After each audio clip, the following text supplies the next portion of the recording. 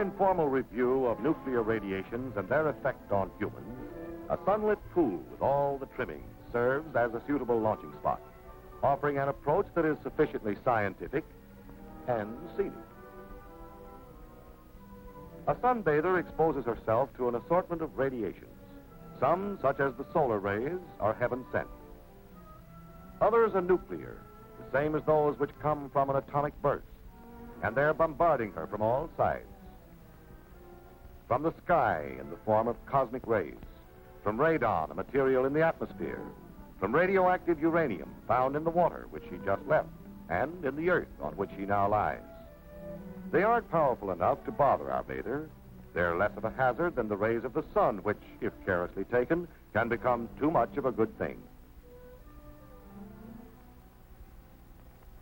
With all radiations, nuclear and otherwise, it depends on the duration and intensity of the exposure. Nuclear radiations have their novel way of causing injury, but it's neither mysterious nor inescapable. Radioactivity, as represented by the ball, causes electrons to be ejected from their atoms. It's an offensive move based on ionization.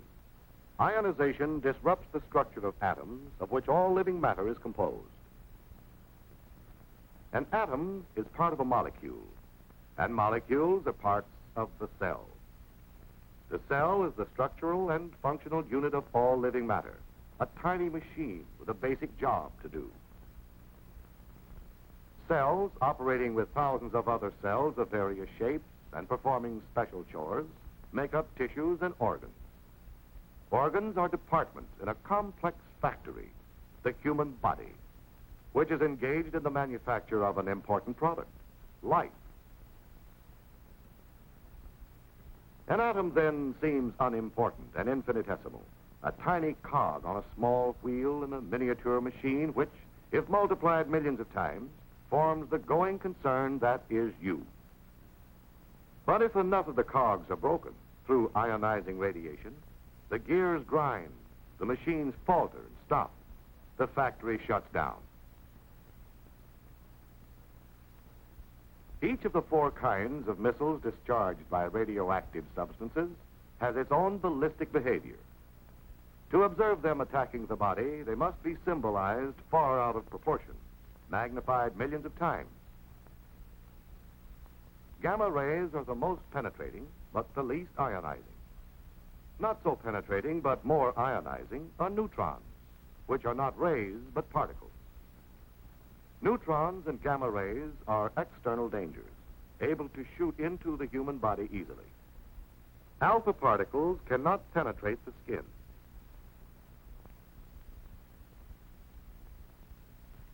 Beta particles can cause surface burns if the assault is sufficiently concentrated and sustained. Both are able to gain entry through the eating and breathing of radioactive matter or via breaks in the skin. Once inside, this so-called hot stuff takes up residence in various parts of the body, giving off highly ionizing alpha and beta particles. And how long does this radio rat race go on? The body will succeed in casting off some of this material, but it is a long, slow process. There's no effective method for dislodging the stuff. No known way of neutralizing or destroying it. There is no method of hastening its half-life, which is the time required for 50% of the substance to decay. With some substances, it is a matter of less than a second. But if you had some plutonium inside you, you wouldn't make any plans to celebrate the event. Plutonium's half-life is 24,000 years. The various kinds of cells which make up the parts of the body differ in their vulnerability to radiation. Most sensitive are lymph cells, such as those found in the tonsils. Next is bone marrow, which manufactures red and white blood cells. Then the sex cells, followed by tendons and cartilage, as in the nose. Muscles and nerves, the toughest of all. In general, cells which reproduce rapidly and whose efficient functioning depends on that ability are most effective. radiation halts their reproduction, which is a simple process of one cell dividing into two. This destructiveness has been harnessed and put to work in the radium treatment of cancer, which consists of cells that have gone wild and multiplied too fast. The manifestations of radiation in the body are many and range from slight to severe. Loss of hair, nausea, bleeding, inability of the body to resist other ailments and make its own repairs. These are some of them, and they may be climaxed by the ultimate symptom, death itself. However, complete recovery is more probable. The illness runs a course from causes to effects. Much of the mystery surrounding it is maintained by the general public, which is determined to regard radioactivity as potent and irresistible as the evil spirits of the Indians. This can be partly explained by man's fear of dangers he cannot sense, a fear fanned into widespread misunderstanding by sensational speculation on what radiations can do. Radioactivity is dangerous, but to say that it's deadly, period, is as misleading as giving a flat answer to the question, how high is up? The radium-treated dial of your watch, for instance, is harmless. Nuclear emanations became a threat when man isolated such hot stuff as radium and worked intimately with it, broadening its scientific, medical, and industrial use. A threat, however, that has been effectively controlled through observing caution.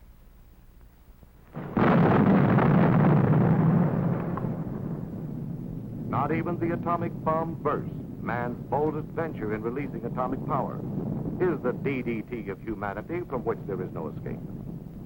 For it has its known limits, calling for preventive measures as clear-cut as those doctors lay down in telling people how to ward off infectious diseases.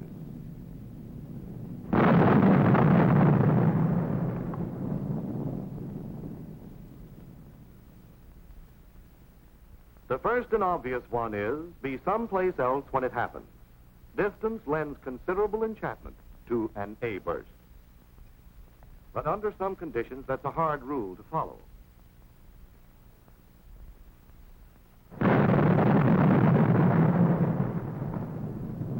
Atomic warfare, for instance, might allow little choice in the matter. So if you can't stay away from it, you must stay with it, as safely as possible and properly protected. Proper protection is based on what we know about the penetration of gamma rays and neutrons. The ability of a shielding material to stop them is expressed in half thickness, the thickness necessary to reduce the radiation's intensity 1/2. In dealing with gamma rays, the half thickness of a very dense material like steel is 1 inch. That of concrete, less dense, is 3 inches, while 12 inches of wood, which is quite porous, is required. Against neutrons, the density of a material is not so important as its ability to slow down and capture the particles. Concrete, earth, and water furnish good shielding. The best shelters, then, against the gamma and neutron bombardment released by an atomic explosion are strong, reinforced structures.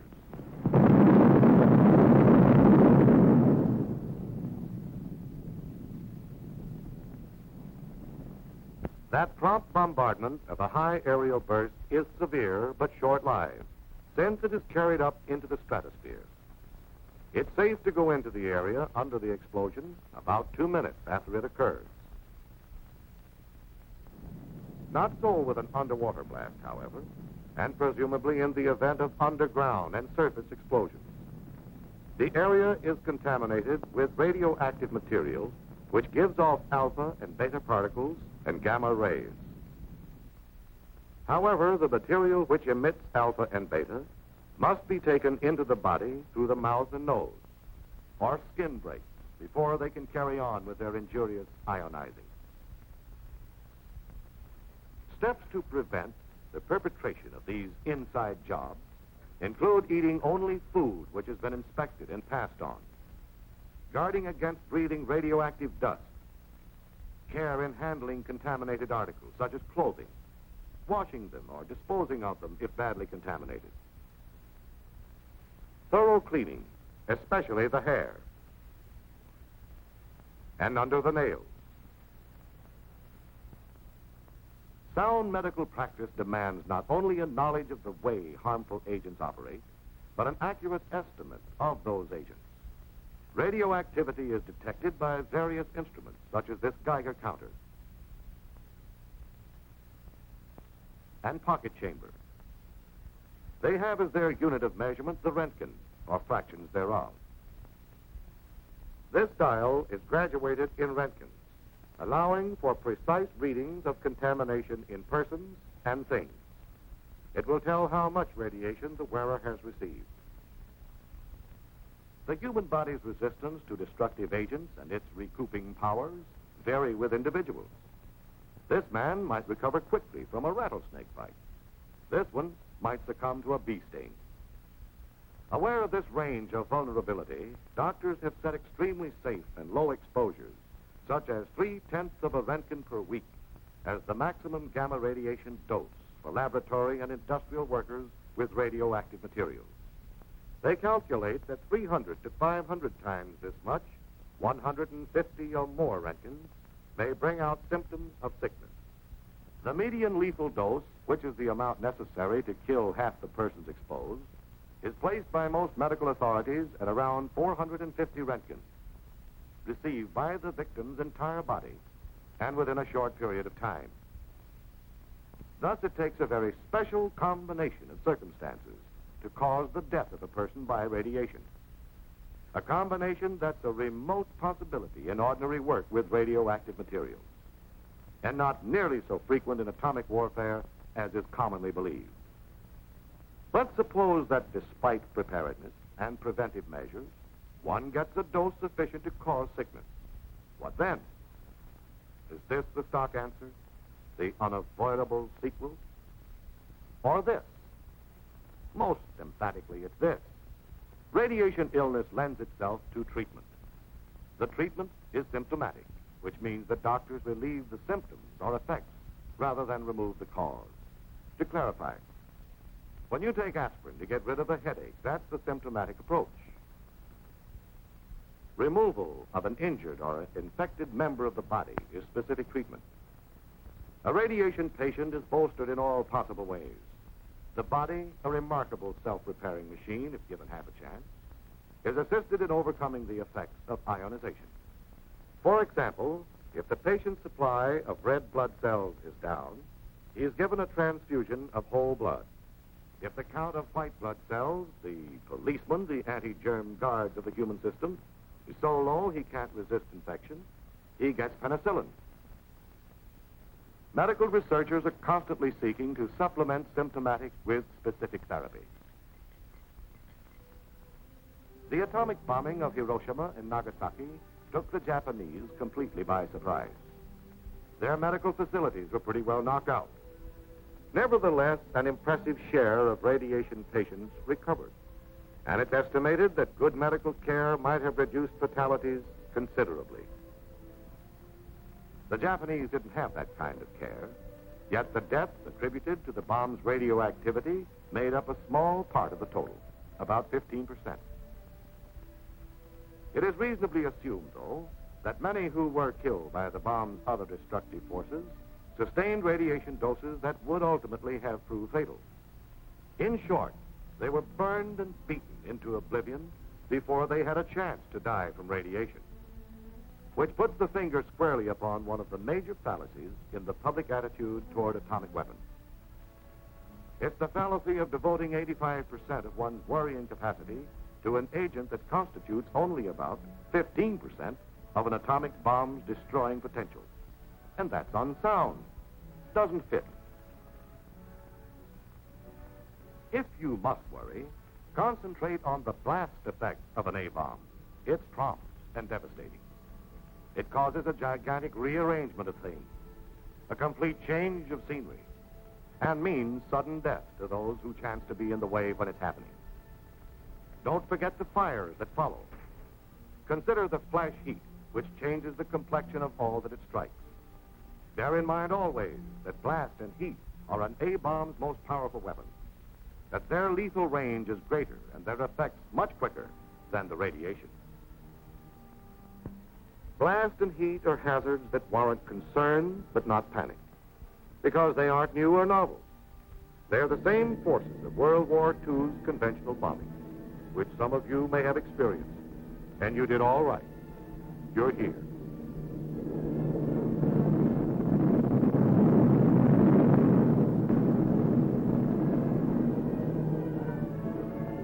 As food for thought, the possibility of atomic warfare and its relation to your well-being is understandably on your mental diet. But in your thinking, adopt the realistic viewpoint of a man engaged in a gun battle. His chief fear is not that he might come down with a case of lead poisoning, but that he's apt to get an extra hole in his head. Some of the falsehoods circulated about radiation effects are trivial, but upsetting. They're beamed right at one's self-esteem. And will eventually result in a race of bald-headed people. Just imagine it. Imagine yourself with no hair. They'll call you old skinhead, old chrome dome.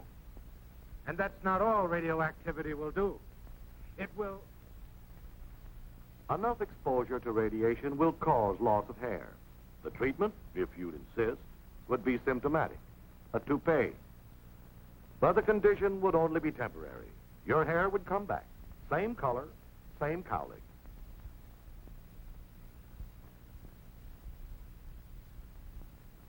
A fear that is grossly built up in popular print is that radiation will cause impotence, which is the mechanical inability of a man to fulfill his sexual role. That fear won't stand examination. Another subject of misgivings is sterility.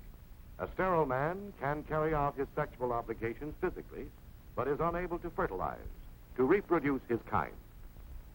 The estimated dose needed to bring about permanent sterility exceeds the lethal dose.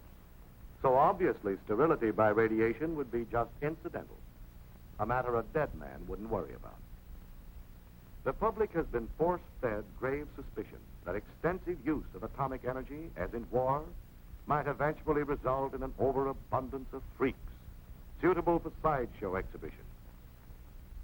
We can start picking the freak possibilities apart by looking at a sperm cell, the kind of cell that plays a leading part in reproduction. These chromosomes contain the material through which such physical characteristics as color of hair and eyes are handed down from parent to offspring. Sometimes the chromosomes are broken up. This upsets the heredity-controlling material when the cell divides, and the result may be a mutation, a variation from the parent. It occurs naturally and may also be brought about by radiation. But radiations can't produce any new kinds of mutation. They can only increase the natural rate. Is the increase enough to stew about? No. We can't experiment along these lines with humans, but we can observe the effect of radioactivity on mice and fruit flies, which produce new generations so frequently that to study them for a short time is like reviewing a long span of mankind's history. These are the probabilities, and they aren't important enough to lose any sleep over. Besides, a mutation can be a good variation, an improvement over the parent. If you'll be honest with yourself, face the facts, you'll probably realize that your principal worry ought to be that your offspring will look just like you.